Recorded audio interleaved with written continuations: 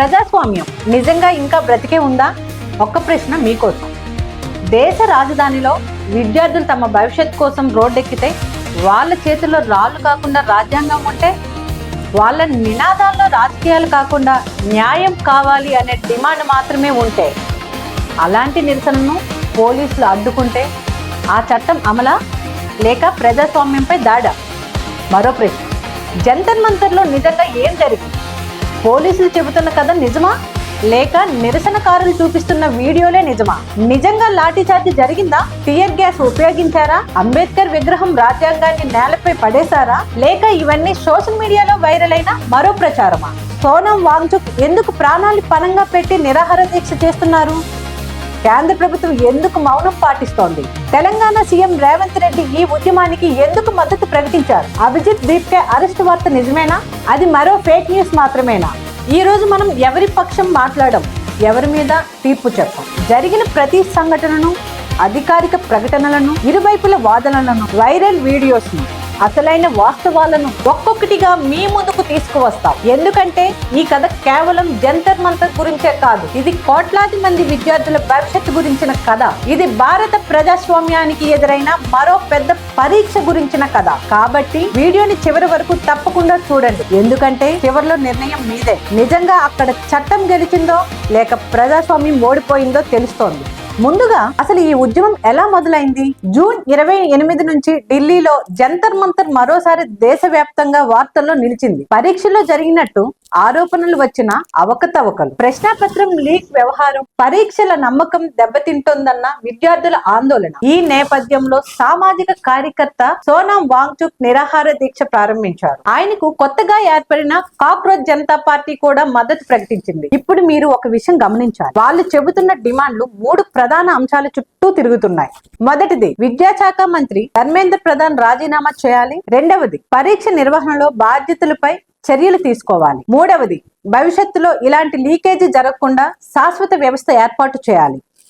ఈ డిమాండ్లతో మొదలైన ఉద్యమానికి దేశవ్యాప్తంగా విద్యార్థులు, యువత, సామాజిక కార్యకర్తలు మద్దతు ఇవ్వడం ప్రారంభించారు. ఇక్కడి వరకు అంతా ప్రశాంతంగానే సాగింది. కానీ పరిస్థితి ఒక్కసారిగా మారిపోయింది. ఎప్పుడంటే కాక్రోచ్ జనతా పార్టీ జూలై 20 తేదీ పార్లమెంట్ లో ప్రకటించినప్పుడు వాళ్ళ ఆలోచన ఏమిటంటే, పార్లమెంట్ సమావేశాలు జరుగుతున్న సమయంలోనే ప్రజాప్రతినిధుల ముందుకు వెళ్లి తమ డిమాండ్లను వినిపించాలి. అక్కడి నుంచే అసలు వివాదం మొదలైంది. ఇప్పుడు పోలీసుల వాదన కూడా తెలుసుకోవాలి. ఢిల్లీ పోలీసులు ఏమన్నారు? ఈ మార్చుకు ఎలాంటి అధికారమైన అనుమతి దరఖాస్తు రాలేదు. అంతేకాదు, ఆ ప్రాంతంలో సెక్షన్ 163 అమల్లో ఉందని చెప్పారు. 5గురికి మించి గుమికూడటం, అనుమతి లేని ర్యాలీలు, పార్లమెంట్ వైపు మార్చులు చట్టపరంగా నిషేధమని స్పష్టం చేశారు. ఇక్కడ మీకు ఒక ప్రశ్న రావచ్చు, అయితే నిరసనకారులు వెనక్కి తగ్గారా? లేదు. సోమవారం ఉదయం జంతర్ మంతర్ చుట్టూ భారీ పోలీస్ బందోబస్తు, ప్రతి రోడ్డుపై బారికేడ్లు, వందలాది మంది పోలీసులు, ర్యాపిడ్ యాక్షన్ ఫోర్స్, చెక్ పోస్టులు. అయినా వేలాది మంది నిరసనకారులు అక్కడికి చేరుకున్నారు.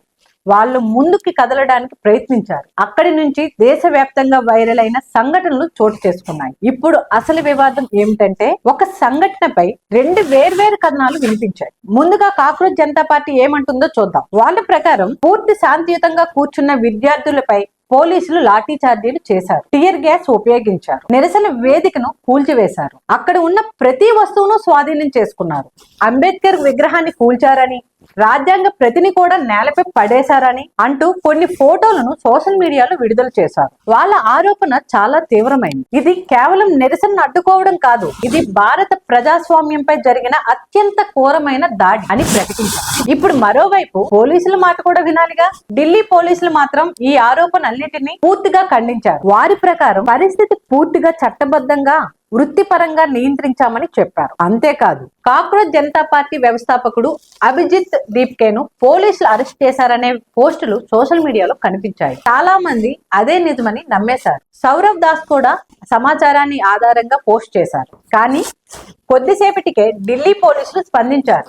అభిజిత్ దీప్కేను అరెస్ట్ చేయలేదని, ఆయన నిరసన ప్రాంగణంలోనే ఉన్నారు అని స్పష్టం చేశారు. ఆ తర్వాత సౌరభ్ దాస్ కూడా తన పోస్టును సరిదిద్దుతూ అభిజిత్ పోలీసుల కస్టడీలో లేరని తెలిపారు. ఇది మనకు మరో విషయం గుర్తు చేసింది. సోషల్ మీడియాలో సమాచారం ఎంత వేగంగా వ్యాపిస్తోందో అంతే వేగంగా తప్పుడు సమాచారం కూడా వ్యాపించే అవకాశం ఉంటుంది. అందుకే ప్రతి వార్తను అధికారికంగా ధృవీకరించుకోవడం చాలా అవసరం. ఇప్పుడు మరో కీలక పరిణామం. నిరాహార దీక్ష కొనసాగిస్తున్న సోనం వాంగ్చుక్ ఆరోగ్యం క్షీణించింది. దీంతో ఆయనను సఫ్దర్జంగ్ ఆసుపత్రికి తరలించారు. కానీ ఆసుపత్రిలో ఉన్న నా దీక్ష కొనసాగుతుంది అని ప్రకటించారు. అంతేకాదు దీక్ష విరమించడానికి 3 షరతులు కూడా పెట్టారు.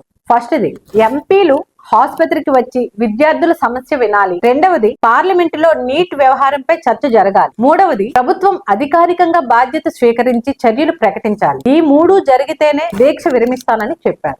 అయితే ఇదే సమయంలో ఆయన భార్య గీతాంజలి ఆంగ్మా కూడా ఉద్యమంలో చురుగ్గా పాల్గొన్నారు. భర్త ఆసుపత్రిలో ఉండడంతో ఆయన తరపున పార్లమెంట్ మార్చిలో పాల్గొని నిరసన కొనసాగించారు. ఇక మరో ఆసక్తికర పరిణామం కూడా జరిగింది. కాక్రోచ్ జనతా పార్టీ ప్రతినిధులు సౌరవ్ దాస్, అశుతోష్ రాంకా కేంద్ర మంత్రి జేపీ నడ్డాను కలిశారు. ఈ సమావేశంలో ధర్మేంద్ర ప్రధాన్ రాజీనామా డిమాండ్, నీట్ పరీక్షల అవకతవకలు, విద్యార్థుల ఆందోళన అన్నింటినీ వివరించినట్టు చెప్పారు. వారి ప్రకారం జేపీ నడ్డా ఈ అంశంపై చర్చిస్తామని హామీ ఇచ్చారట. అయితే ఇక్కడ ఒక విషయం చెప్పాలి. ఈ భేటీపై కేంద్ర ప్రభుత్వం నుంచి అధికారిక ప్రకటన మాత్రం ఇంకా వెలువడలేదు. ఇప్పుడు రాజకీయ కోణం కూడా చూడాలి. తెలంగాణ ముఖ్యమంత్రి రేవంత్ రెడ్డి ఈ ఉద్యమానికి మద్దతు ప్రకటించారు. విద్యార్థులపై లాఠీ చార్జీ జరిగి ఉంటే అది ప్రజాస్వామ్య స్ఫూర్తికి విరుద్ధమని వ్యాఖ్యానించారు. నీట్ సహా పరీక్షల నిర్వహణలో పారదర్శకత ఉండాలని, కేంద్ర ప్రభుత్వం జవాబుదారీతనం వహించాలని డిమాండ్ చేశారు. మరోవైపు కాక్రోచ్ జనతా పార్టీ మాత్రం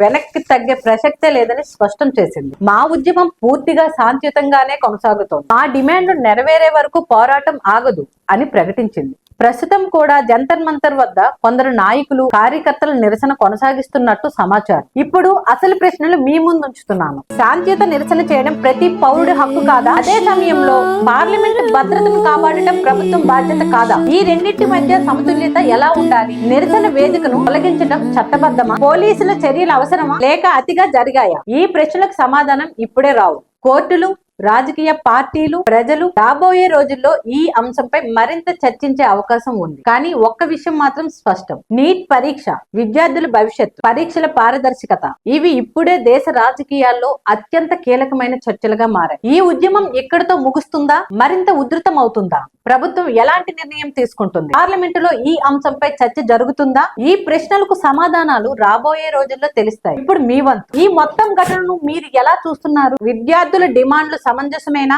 పోలీసుల చట్టం ప్రకారం వ్యవహరించారా లేక ప్రజాస్వామ్య హక్కులకు భంగం కలిగిందని మీరు భావిస్తున్నారా? మీ అభిప్రాయాన్ని కామెంట్స్ లో తప్పక తెలియజేయండి. ఈ వీడియో మీకు ఉపయోగపడితే లైక్ చేయండి, షేర్ చేయండి. ఎలాంటి పక్షపాతం లేని పూర్తి విశ్లేషణల కోసం వేవ్ 9 న్యూస్ ఛానల్ ను తప్పకుండా సబ్స్క్రైబ్ చేయండి. మళ్ళీ మరో ఆసక్తికరమైన విశ్లేషణలో కలుద్దాం. జై హింద్.